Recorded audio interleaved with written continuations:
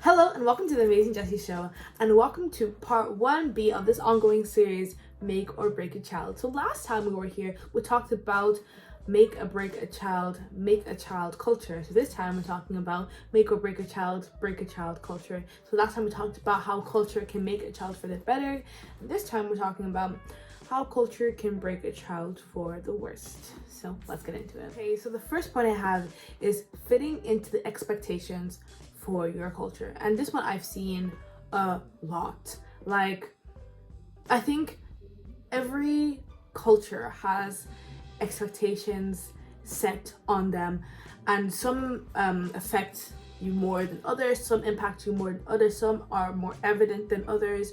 It really does depend on the culture and the expectation.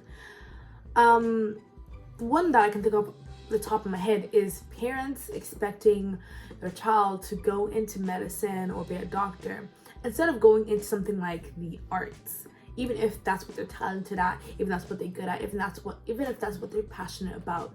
Because sometimes we see being a doctor or medicine or a lawyer as something as high society, or something that gets you higher. You get more money, or you get some fancy degree, which you do in a lot of other things.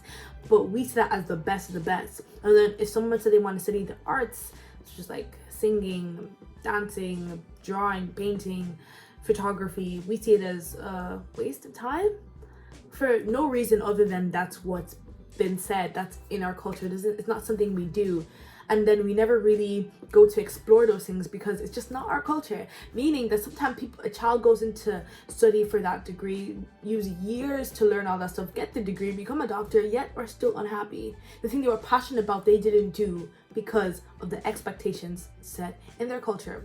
And that's really damaging in my opinion, because imagine using your life for something that you don't want to do because of your culture, but you just go along with it. That's number one. Number two, knowledge only going as far as what your culture talks about or allows. In this generation, I feel like we're very social people. Like with social media, school, church, where your community, wherever you go, you see loads of different people, loads of different like backgrounds and cultures. And the thing about not knowing anything about anything other than your culture, or not wanting to know or not willing to know, is that when you come to a place, because usually you're not just in your house, so when you go to places where you see different walks of life and different cultures, it's hard to understand that other people are not the same as you. Other people may not have the same opinions, may not have the same views as you. And sometimes you don't have to agree, but we need to learn to respect other people's opinion. But a lot of the times, not a lot, but I've seen it, people refuse to accept that anything is right except what they do, what they know, and their culture. But as I said in the last episode, your values are not wrong or right, they're just yours. And I feel like if everybody is able to respect each other's values, opinions, and cultures, then we'll understand that if somebody doesn't want to do something because of their culture, they don't have to do it, and you can. But if somebody does something because of their culture, you don't have to agree or do it, but just respect it. The third one, and there's two parts to this one, but in turn, the third one is called not being able to find a balance. I know every culture, I think, like has a mindset.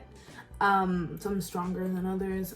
Everything is different. I don't really know how to explain it, but sometimes cultures have a mindset, and they work with that mindset because it's the mindset everyone before them has have. The mindset that their parents have grown up with, the mindset they have been taught to grow up with.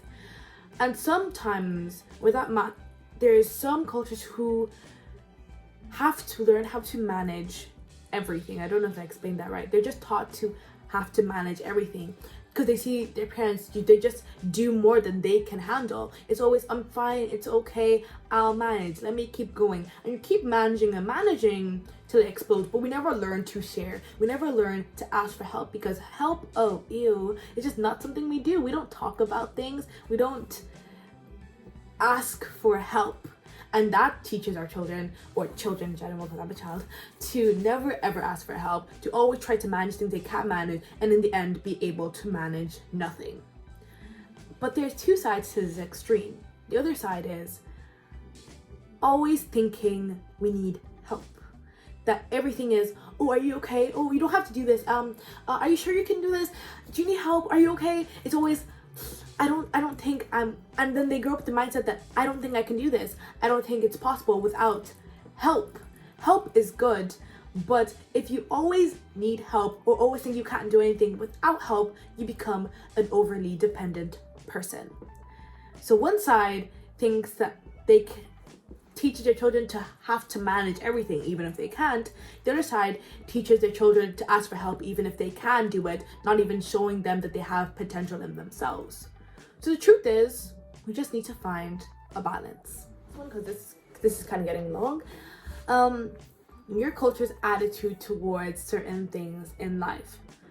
I don't know if people know that half the time your children really do look at what you're doing, and as I don't think I've said it, but children are very receptive to what their parents do, especially when they're growing up. And so your attitude towards things they do in their life kind of, influences their attitude towards it. For like example, education. If you don't take your child's education seriously, it gives them less of a reason to take it seriously themselves. Because if my mom and dad say it's okay, I don't have to try, why do I need to try? For other things as well, for example, one day I think a basketball coach was telling my dad, oh, these kids do this basketball just for fun. And for him, it was like, well, no, my sons don't just do it for fun. It is for their purpose. It's something that they really work hard for. And obviously, you can do basketball for fun. That's fine. Those kind of things you can do. It depends on your situation. But there's some things that in your child's life specifically, it is for their future. It is for their purpose. But if you don't take it seriously, as I said, why should they? 50% of the time, they're not going to take it seriously either, because their attitude towards their doing is a reflection of your attitude towards it. So really look at what is my child doing and what is my attitude towards it, because truly it'll affect on their actions and attitude towards it as well. The end of Make or Break a Child Part 1, Culture. Come back next time for Part 2. The topic you'll find out when you watch the video next week. So, and remember, it's all about Jesus. Like, comment, share, and subscribe. Thank you. See you next week.